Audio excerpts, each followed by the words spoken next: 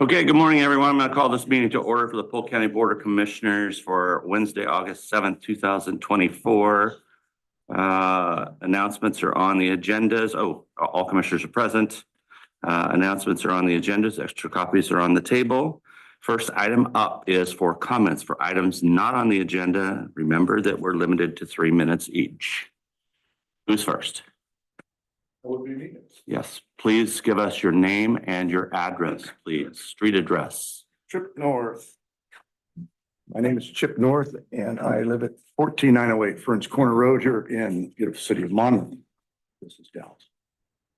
Good morning. Good morning. I was pleased to be in this room yesterday with y'all for Clerk Williams and Chief Election Clerk Steckley's report to the board regarding voter registration, voter rolls, and the uploading of election results to the Secretary of State.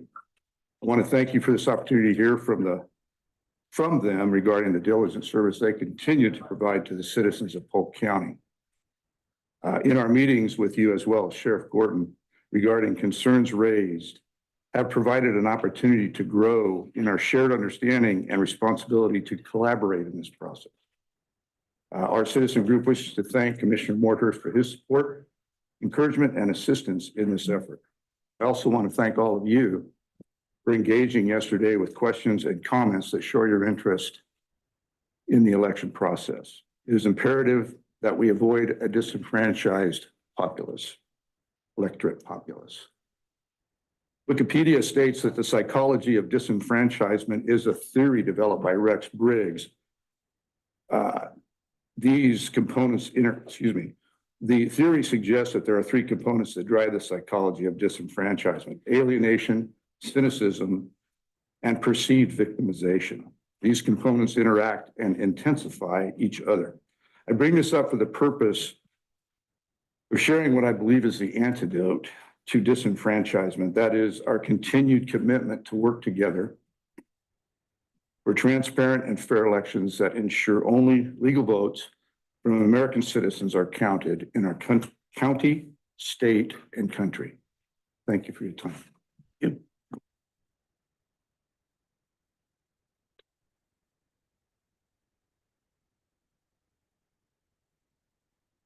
My name is Patty McConville and I live at 1465 Bartlett Hill Court Northwest in Salem. As you are aware, we met with County Clerk Kim Williams Monday. One of the voter discrepancies we examined was that of a deceased neighbor of mine. First of all, the voter had been dead for over a year, but yet a ballot was sent to his home. According to the voter roll for the November 22 election, a Y was listed indicating that he had voted. If an active voter doesn't vote, there's a no in the column. If an active voter has a Y in the column, it indicates that the individual did vote in the election. Y means yes, N means no. When we brought this matter before the clerk, she informed us that yes, this dead man's ballot was mailed into her office, but the envelope did not have a signature. They rightly rejected the ballot. Yet the voter roll shows a Y, a yes. We assumed yes means yes. The person voted, and N means no, the person did not vote. This is concerning. Not only should the deceased individual not have received a ballot in the mail, the voter roll should not have indicated with a Y that he voted. This is just one example of how complicated, how convoluted and confusing our Oregon voter rolls are. The important point is that a ballot should never have been mailed out in the first place to someone who has been dead, especially somebody who has been dead for over a year. As a lifetime Oregonian, I am opposed to mail-in voting. With in-person voting, with valid identification, a ballot would not have been sent or cast or mailed to a dead person. Here are some examples. I misread that sentence. A ballot would not have been mailed to a dead person. So here are some examples of where valid identification is required in our state of Oregon. Boarding a plane, getting a prescription, applying for a job, cashing a check, applying for public assistance, getting married, adopting a pet, buying alcohol, checking into a hotel, going to the doctor. When is valid identification not required in Oregon? Voting. In conclusion, I believe our voting system lacks transparency. It lacks efficiency. It lacks reliability, and it is not trustworthy. Thank you for your time.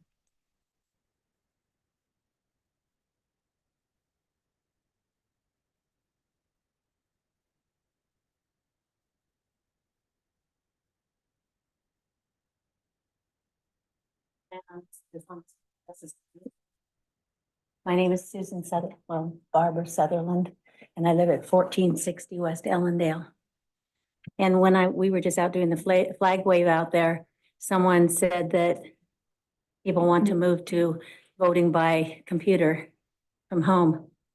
And I remember going to Lyle School and showing my ID and signing the book and had them comparing my signature and me stepping into the booth and filling out my ballot and completing that task and getting a I voted sticker and feeling very proud about it.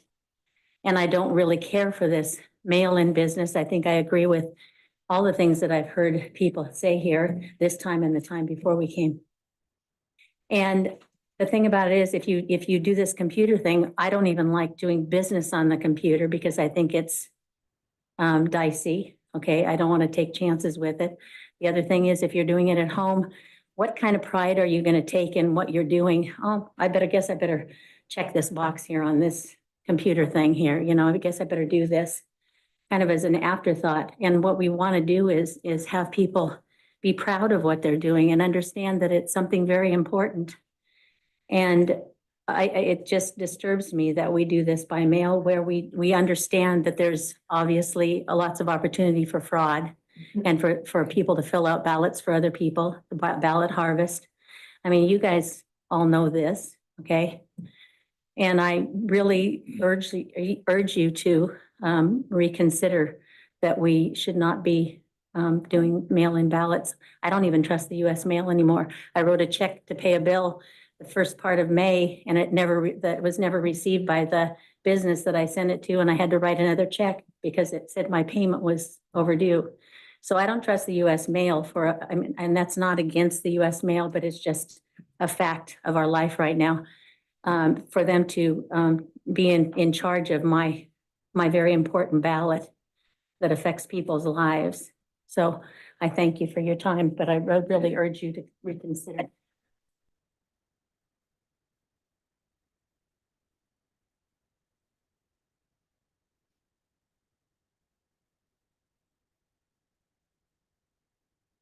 My name is Roger Shipman. I live at 13183 Aspen Way, Northeast Aurora.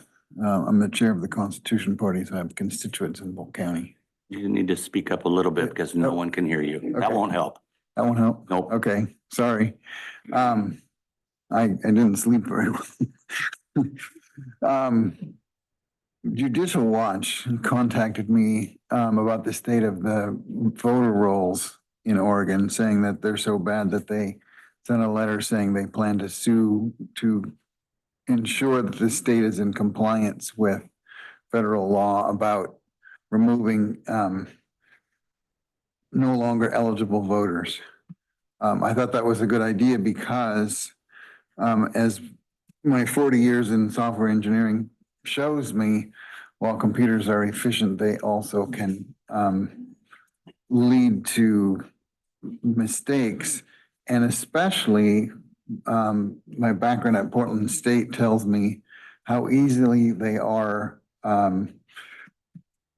influenced from the outside. And so, you know, I look at the people here and see people doing their jobs with integrity, but I know that with computers involved, someone completely unrelated can get in and make changes. And so I want to make it simple and say, I have some doubt many people here have expressed some doubt about the integrity of our election process. But I lived in Europe 2 years and I know that over there, 95% of people trust the elections. And the reason they do is because everything is done on paper. The rolls are kept on paper. The validation of identification is done. Everything is done there. They have, with a paper system, elections they can trust. We use computers and don't. Let's switch to their way of doing it. Thank you. Thank you.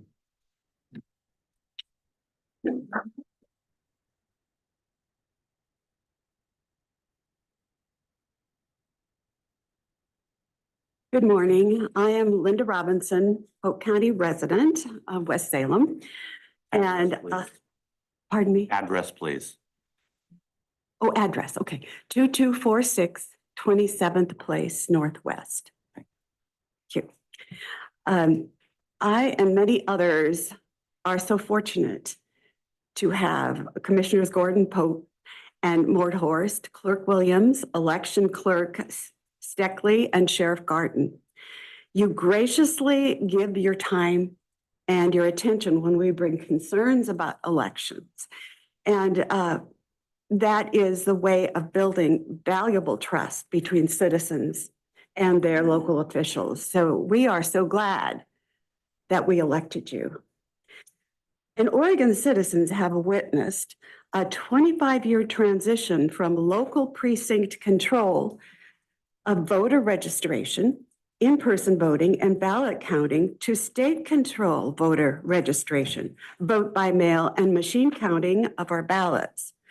This gradual process over the last 25 years has also coincided with increasing lack of confidence in our elections. This lack of confidence has shown up in two areas that we all notice. First is the results area. Common sense realization of the deterioration of life in this beautiful state we call our home. Every year we see increase in taxes and fees, increase in homelessness and crime, decline of our schools in nearly last in the nation, with normalizing sex-changing medication and surgeries of our young boys and girls. This degradation all around leads us to lack of confidence in our elected officials as they are not effective in stopping or even halting some of these damaging realities of our lives. Then the common sense points out that Oregon life has been on this downward path in a parallel pattern of the 25 years coinciding with the change from local control to state control of our elections. And secondly, this increasing lack of confidence in our election is evident in the abnormalities and unnatural things that we see when doing what we can to bring back confidence in our elections. While trying to help clean our own voter rolls, our own citizens tell us someone has received 2 ballots for many years, or a 2-year-old foster child received a ballot, or someone voted who has not voted, or a disabled daughter in her mother's home is shown voting 2 or 3 times each election, or an unrealistic number of elderly disabled people voted from facility where they are not living, and many, many more. Even though these anomalies are and will be corrected by the state systems and the guidelines followed by our local clerks, there is a growing lack of confidence in state control of our election systems, and that we do not see and we do not trust. We trust our local commissioners and clerks and sheriff and have utmost confidence in them. This is why there is a movement in many counties in Oregon and around our country growing like a flood to take back local control of our elections. This movement is not going away because as U.S. citizens, we need confidence that our constitutional right of one person, one vote that will not be canceled out controlling our own elections. Our elections are the gateway to our freedoms or the lack thereof. Thank you.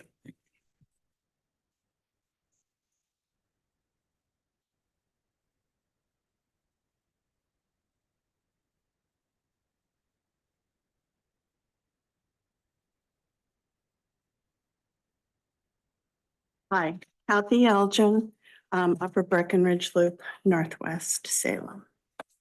So Carmen is kindly passing out a document that was produced by the Heritage Foundation, and it's an election integrity score. And I want to bring recognition to Oregon. And if you look on the following pages, I added the breakdown of how that score was achieved and what the questions were that we didn't do right. And in red, I put the red on there, is the voter ID implementation. We lost 19 points there because we didn't do that. So I wanted to read what's in the small print under here. It's kind of hard to read. Elections belong to the people, and that was said by Abraham Lincoln. Every citizen's vote is sacred. The vote is how we guarantee our government remains of the people, by the people, and for the people. Americans need and deserve elections they can trust. Legitimate voters should be able to vote in privacy without being harassed, secure in the knowledge that their vote will not be lost, stolen, altered, or negated by a vote cast by an illegitimate voter. For example, see the Heritage Foundation fraud database. And if you go online and check that, that's just really informative. Americans need and deserve a transparent system in which fraud can be easily detected and false allegations of fraud can be easily dispelled. Americans need and deserve a system in which it's easy to vote and hard to cheat.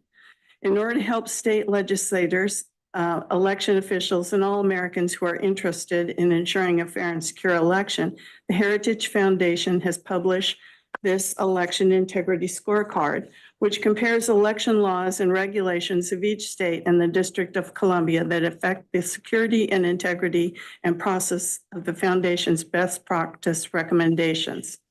So if you look at this list, you'll see that Georgia is in the green. And with all the election fraud that occurred in Georgia, and they're in the lower range of the scorecard, I can't help but wonder what that says for those of us who are at the bottom of the scorecard. I mean, that's actually scary to me. And then what is a better system? Well, Abraham Lincoln said, elections belong to the people. I'm one of a growing number of likely voters, 82%, according to the July 24 Rasmussen poll, who do not trust our elections. I do not feel our system is transparent, and I don't believe we have a system in which fraud can be easily detected. And I'm finding that out daily. It's very difficult. There's plenty of data that tells us the machines are hackable, and we don't even verify who's voting. My sacred vote is nullified with every illegal, altered, or fraudulent vote, as is yours. An illusion of freedom is not freedom. We must secure our elections.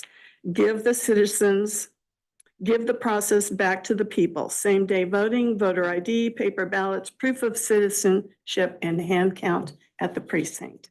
Thank you so much.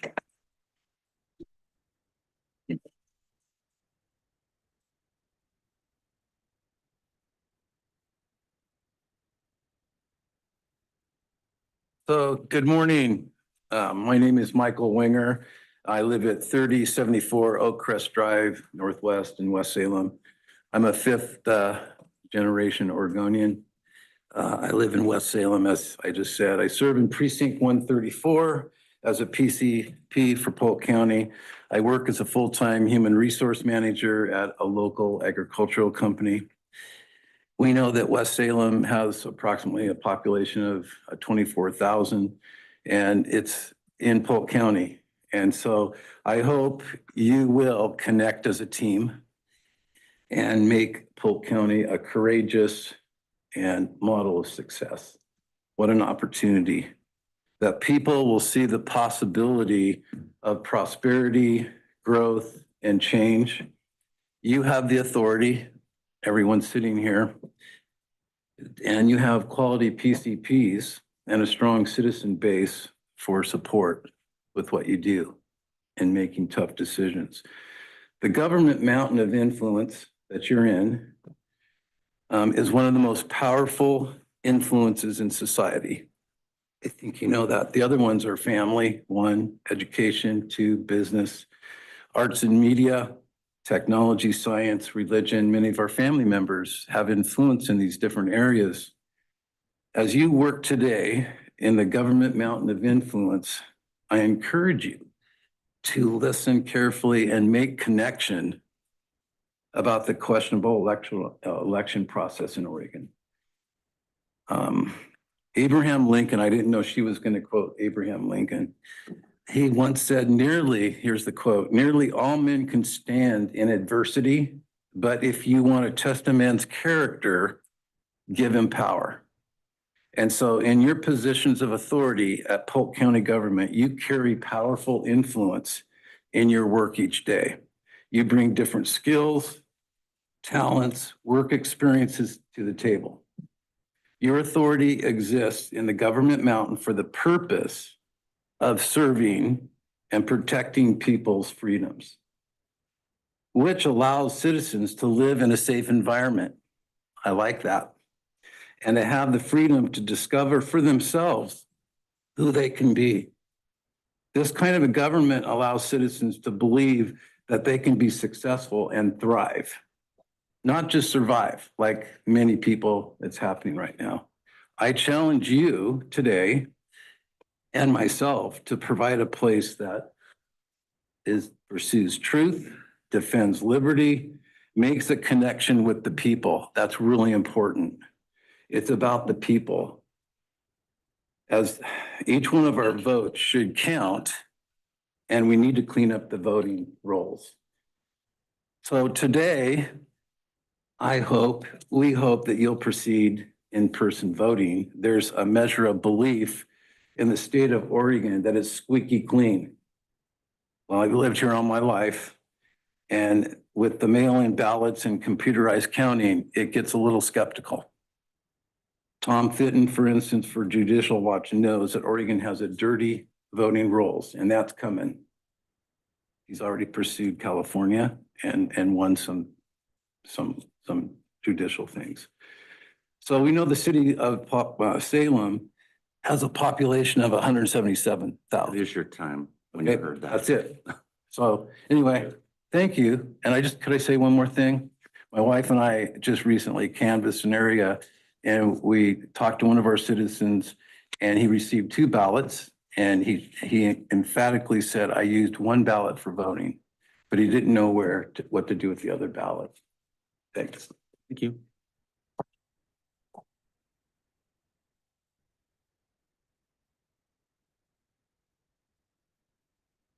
Anyone else? Okay. Thank you all for coming. Appreciate it.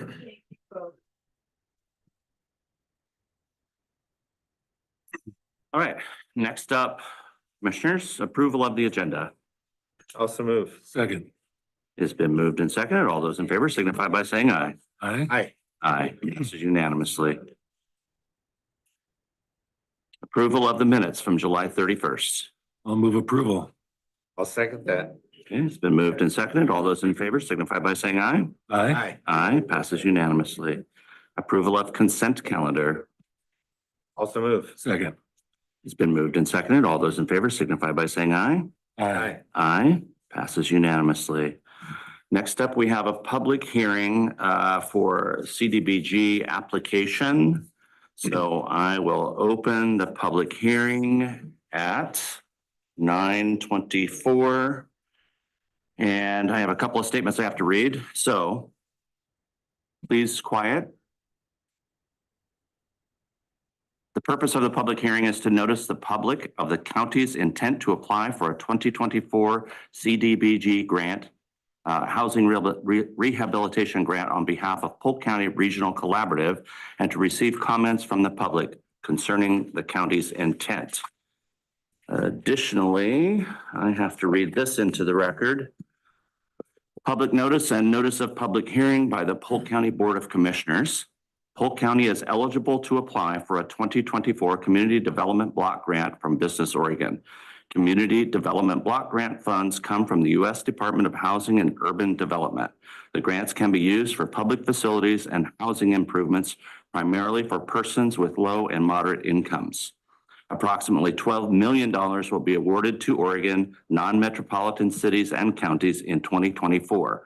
The maximum grant that a city or county can receive is $400,000 for a housing rehabilitation program. Polk County is preparing an application for a 2024 Community Development Block Grant from Business Oregon for the Polk Regional Housing Rehabilitation Program that will provide grants to owner-occupied homes in Polk County for the purpose of housing rehabilitation. It is estimated that the proposed project will benefit at least 30 persons, of whom 100% will be of low or moderate income. A public hearing will be held by the Polk County Board of Commissioners at 9 a.m. on August 7th, 2024 at the Polk County Courthouse, 850 Main Street, Dallas, Oregon. The purpose of this hearing is for the Board of Commissioners to obtain citizen views and to respond to questions and comments about community development and housing needs, especially the needs of low and moderate income persons, as well as other needs in the community that might be assisted with a community development block grant project and the proposed project. Written comments are also welcome and must be received by 4 p.m. August 6, 2024 at 850 Main Street, Dallas, Oregon, 97338. Both oral and written comments will be considered by the Board of Commissioners in deciding whether to apply. The location of the hearing is accessible to persons with disabilities. Please contact Nicole Pineda at 503-623-8173 by August 6th, 2024 if you will need any special accommodations to attend or participate in the meeting. You may attend and comment via Zoom by contacting Nicole at 503-623-8173 by August 5th, 2024. More information about Oregon Community Development Block Grants, the proposed project, and records about Polk County's past use of Community Development Block Grant funds is available for public review at the Polk County Courthouse, 850 Main Street, Dallas, Oregon, during regular office hours. Advance notice is requested. If special accommodations are needed, please notify Nicole at 503-623-8173 so that appropriate assistance can be provided. Permanent involuntary displacement of persons or businesses is not anticipated as a result from the proposed project. If displacement becomes necessary, alternatives will be examined to minimize the displacement and provide required reasonable benefits to those displaced. Any low and moderate income housing that is demolished or converted to another use will be replaced. Wow. All right. Next. For the record, no written comments were received. I was going to get to that, but thank you. No worries. Okay. Next up is the staff report, and Diana Svetanovich is supposed to be here, available. I'm here. Can you hear me? Yes, we can. Well, you have covered everything that needs to be known to the public by reading that very repetitive notice. So thank you very much. And thank you to the commissioners for being willing to go forward as the lead applicant for the Polk Regional Collaborative. So the staff report is basically not much more than having read the notice, but this program, as Kim Lyle, who is the operations manager for our organization, will attest to in the audience there, is a very important program and has helped almost 890 some people over the 30 years that we've been doing this. And it helps a lot of people. A great majority of the people that we serve are elderly. They live in very old homes. They are unable to keep up with the maintenance of their homes. So there's a lot of deferred maintenance that in fact impedes the health, safety, and structural integrity of their homes. So we're just very glad to keep this program alive and moving in the county, of course, outside of West Salem, because the funds that come from Business Oregon for this program are only available to non-entitlement jurisdictions. But each grant that is awarded, whether you're the lead applicant or not, makes grant funds available to anyone living in Polk County that is income eligible, living in their own home. And these funds are not available to rental homes. So other than that, I'm just happy to accept any questions you might have. Okay. So board members, do you have any questions for Diana? None at this time. So Diana, I just read into the record that this project will benefit at least 30 persons, But historically, I've seen the evidence that typically 12 houses per year are affected. So how do those numbers work?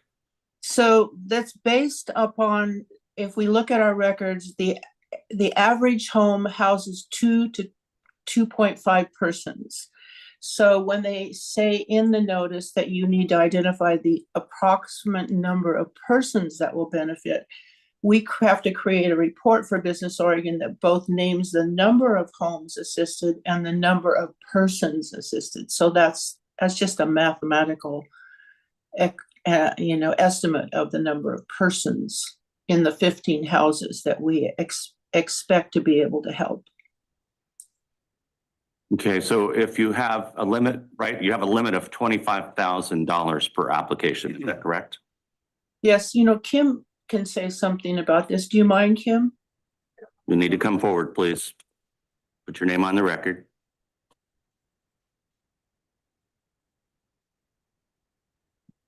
Kimberly Lyle. I live at 2717 Pear Grove Court Northwest.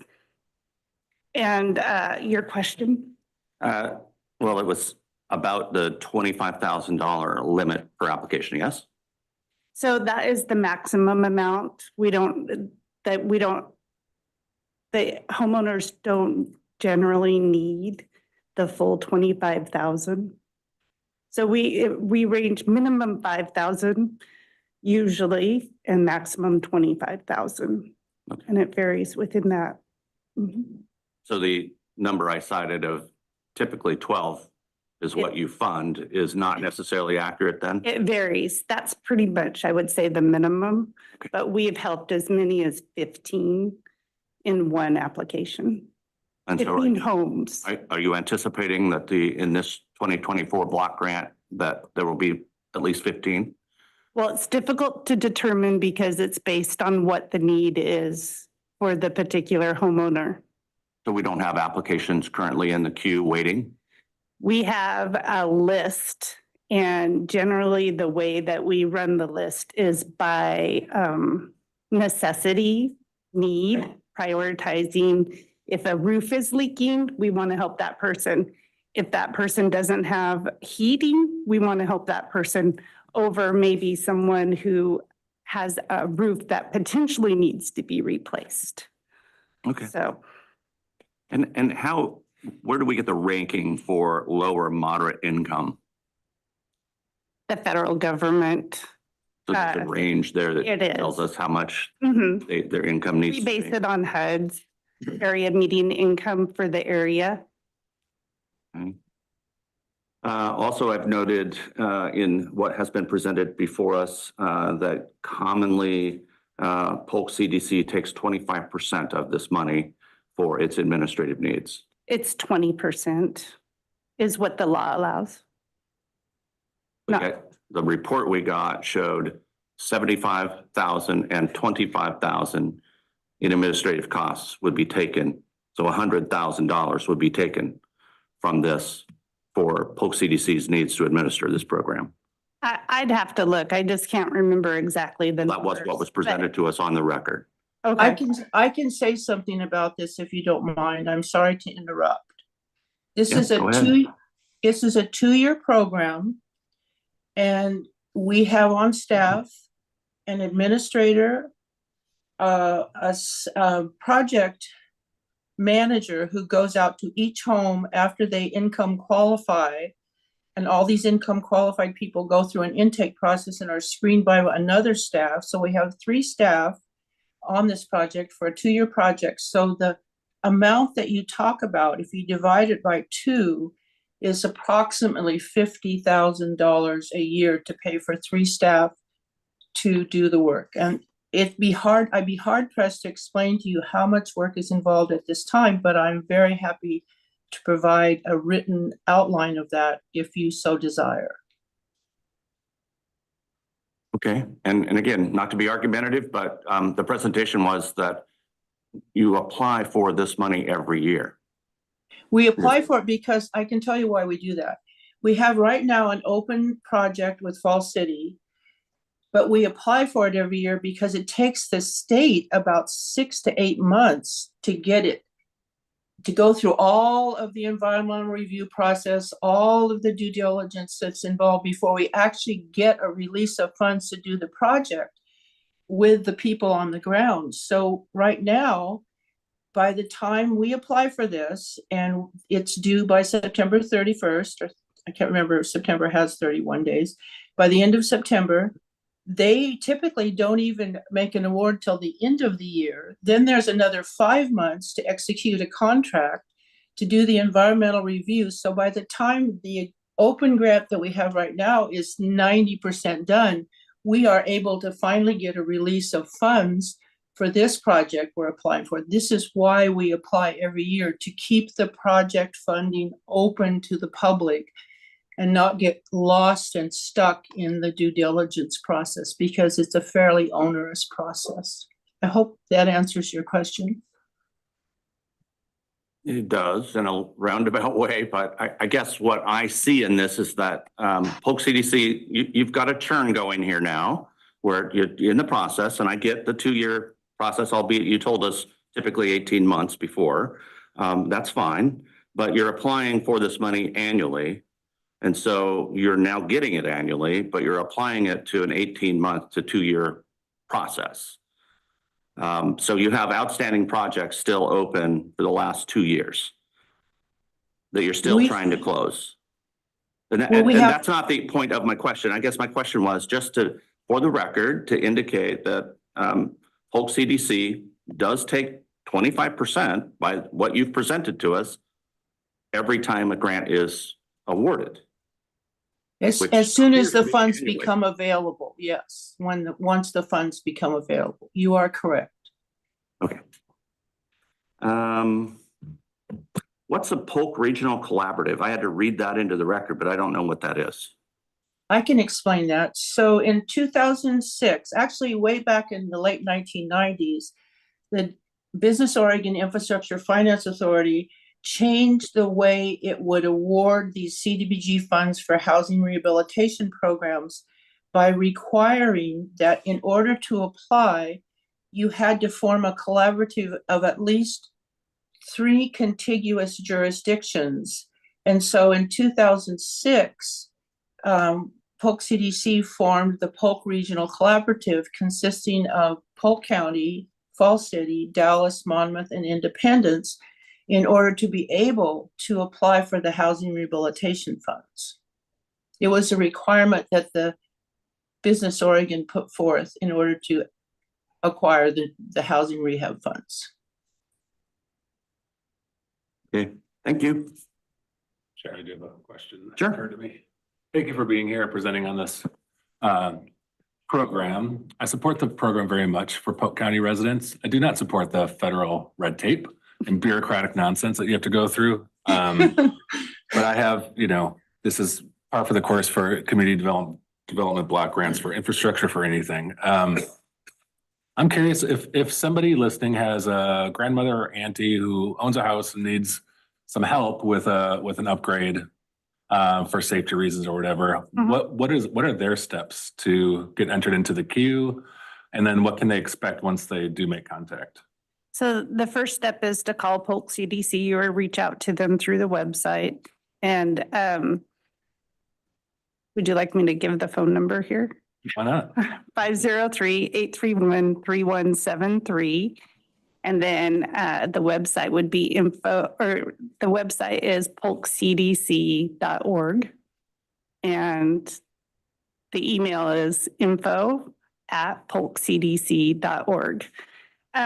They would contact us initially, and then we would take some basic information, when the house, their address, and verify when the house was built and who the owner is and things like that, and get their contact information. They would be put on a wait list and contacted immediately, or within 24 hours, that they are and get more information.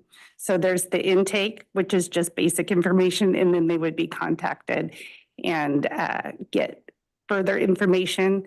to see what the immediate need is and things like that. And then they would be evaluated whether we had someone to go out to do a site visit for them and then determine more information if the activities that they're looking for are eligible. Do you have an idea of the average time between the first contact and scheduling a contractor to do the work?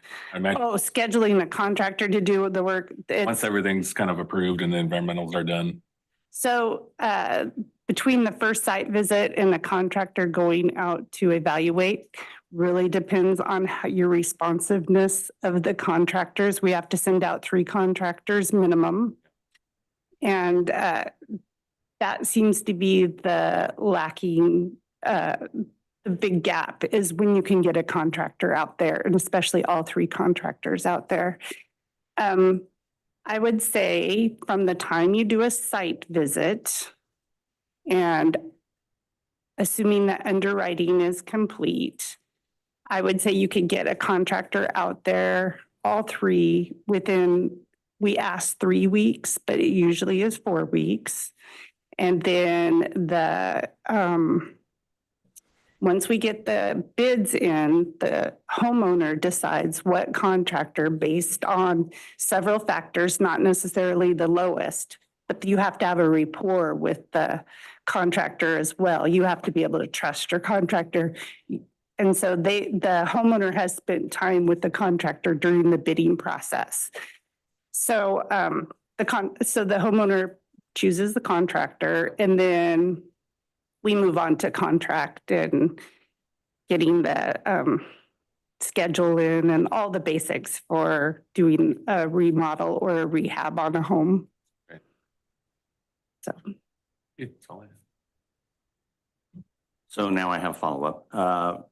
So I don't really hear an answer to that. I hear, some estimation of how to get 3 contractors to show up.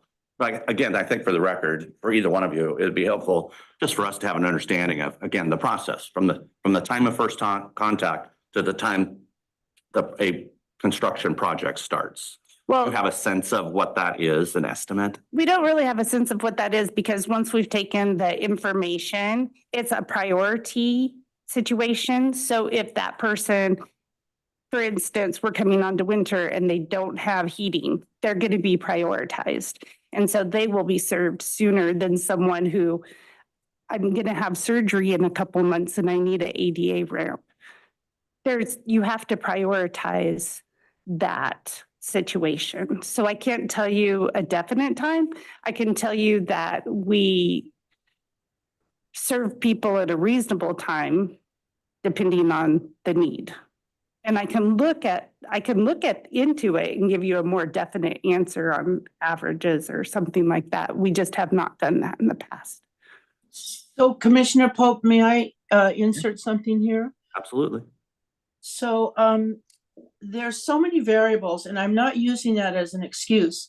I think we provided the wait list, and like Kim said, the person can apply through the website, et cetera, and then they contact us and they do an intake. They have to be screened for income eligibility. They have to be screened for the, like Kim said, title, that they are the owner, there's an owner occupied single family home. And then what may happen, we do have on our wait list emergencies, and various levels, and we will respond to emergencies first. There are many times when our loan officer who does the intake and the underwriting, even though these are grants, there are many times when people just don't get their paperwork back, and we want to help them, and we just keep asking them and they just don't get their paperwork back. So we can't process them until they do that. Then there are other occasions where a home, which I believe that is 45 years or older, that home has to be submitted through the clearance process to the State Historic Preservation Office and receive a clearance to go forward. And oftentimes they will say, yes, it has no historic, validity, but it has to happen, and that can take some time. And then once we get through that due diligence piece and this SHPO and all the other stuff, I think what Kim said about contracting is that's where we want to be. And that's what we're working hard and fast to get to, so we can get those contractors out there and meet the homeowner. The homeowner can, with a site-specific review, we can identify the scope of work, it's agreed upon, they form a contract, and the work begins. But it's very hard to give an average time, but I think it's a valid question, and I think it's something we would be happy to look at. But there are many variables, and it's just that is the challenge, if you will. That is the challenge. Okay, additionally, I've had discussions here internally about what is the advantage? I mean, what is Polk County government's advantage to being a partner here versus anyone else? And I don't imagine there is one. But what are you guys are doing all the work, essentially, right? You're doing all the work. I don't know Yes. what work we're doing. You're agreeing to be the lead applicant, which is in fact a requirement of Business Oregon Infrastructure Finance. I think you recognize that CDBG grants are not provided they're not provided to us. They're only available to jurisdictions.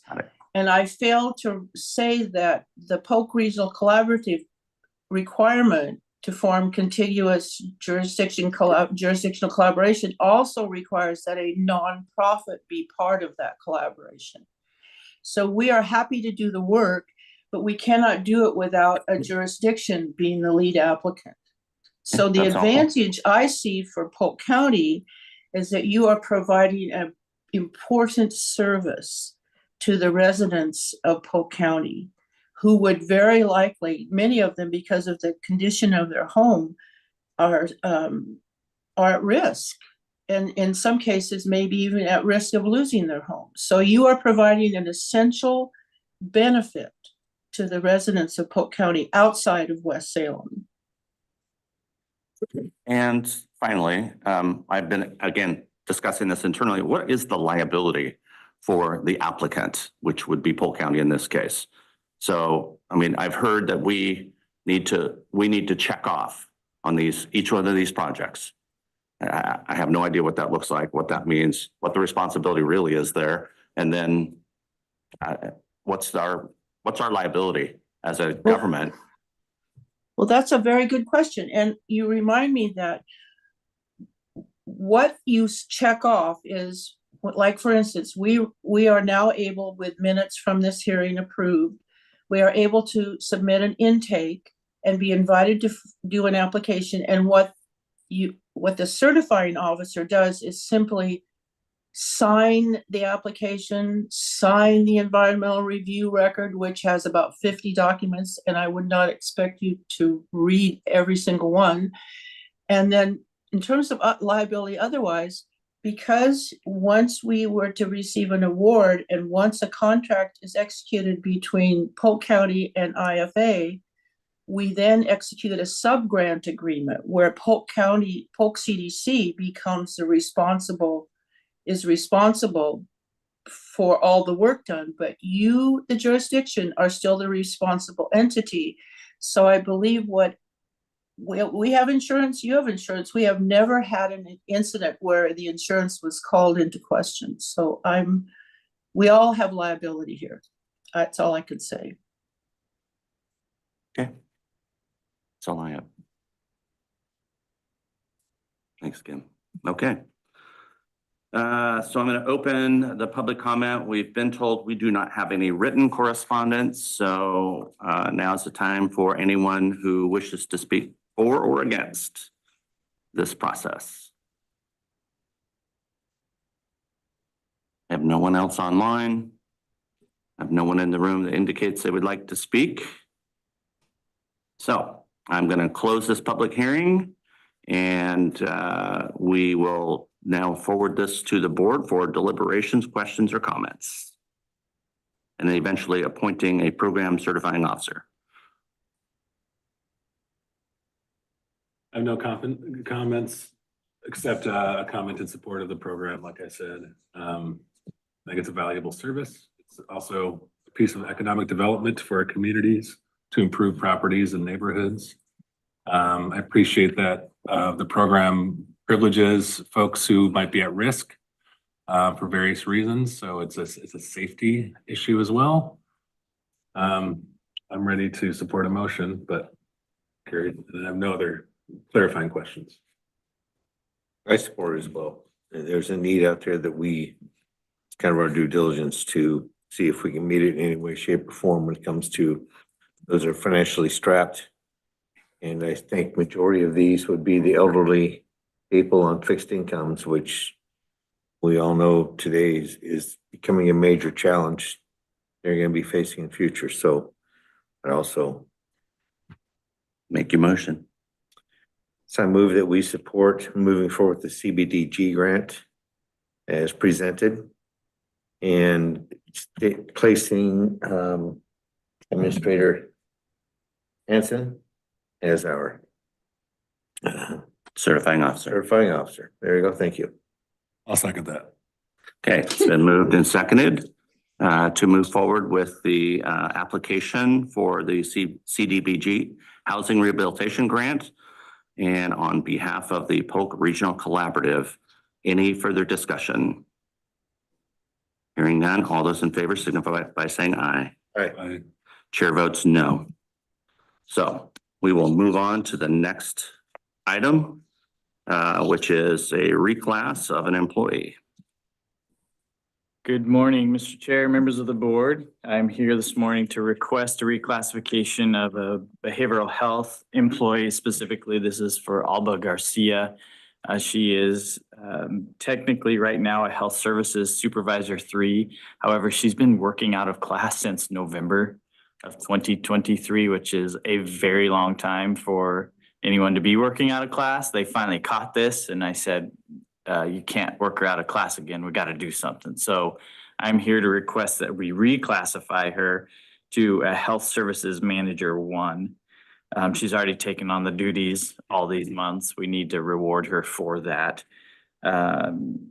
If this is approved, it would be effective August 1st. And then our fiscal impact for this fiscal year would be approximately $9,500, including PERS contributions. That fiscal impact is based on her salary as a supervisor 3, not what we've already been paying her. So the fiscal impact is actually much less than that. I'm good. I'm good. Is it ever triggered where if people are working out of class for an extended period of time, that there's retro pay for that? They're paid while working out of class. But at a rate, a They lower get- class? No. Oh, They get paid at the higher level that they're working. I see. class. It's just We're just catching up. gotcha. She has not lost any money.